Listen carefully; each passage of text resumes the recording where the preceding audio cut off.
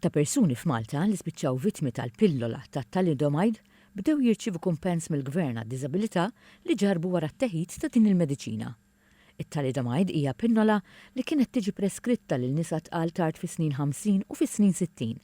Din il-pillola perikoluża twaqfet fl-1961 iżda tħallit tinbih Malta sal-1968.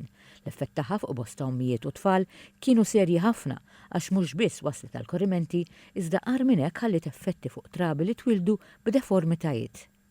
F'konferenza tal-aħbarijiet li matula tqassam l-ewwel pagament minn kważi €1,000,000, il-Ministru għall-Inklużjoni u Volontarjat Giulia Farrugia Portelli qalet li dan il-kumpens se jagħmel ġustizzja mal-25 persuna li kwalifikaw għalih.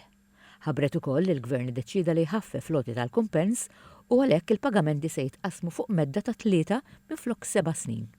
Dan eżerċizzju li kif ħabbarna fil-budget li għadda se jagħmel ġustizzja ma' numru ta' persuni illi 62 sena ilu kienu vittmi ta' skandlu tal-mediċina li affettwa numru ta' pajjiżi madwar id-dinja.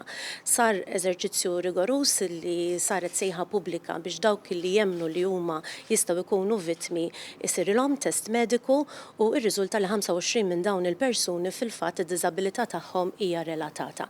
Il-kumpens ta' €1,000,000 ser ikun qed jinqasam bejn dawn il-25 persuna skont il-livell ta' diżabilità kemm għoli jew le. Dawn il-kumpensi se jibdew jitqasmu kull sena fuq medda ta' 3 snin bl-ewwel pagament li joħroġ issa. Il-fundatur tal-grupp vittmi tat-thalidomide, Anatol Baldacchino, huwa wieħed mill-ulied li safa vittma ta' din il-pillola. Huwa fisser dan il-kumpens bħala mument storiku. Wera anke l-Gvern kif issa għandha ssir ġustizzja ma' minn bagħta fil-passat. Li l-ħaqna lan tagħna ġifieri li 3 objettivi li kellna li niġu li thalidomide survivors jiġu rikonoxxuti, l-apoloġija tal-Gvern u anke li resqu il-thalidomide survivors għal kumpens. Dan il-kumpens ta' darba nħadem fuq formula li tqis fost oħrajn il-persentaġġ ta' diżabilità u l-età tal-persuna fil-preżent.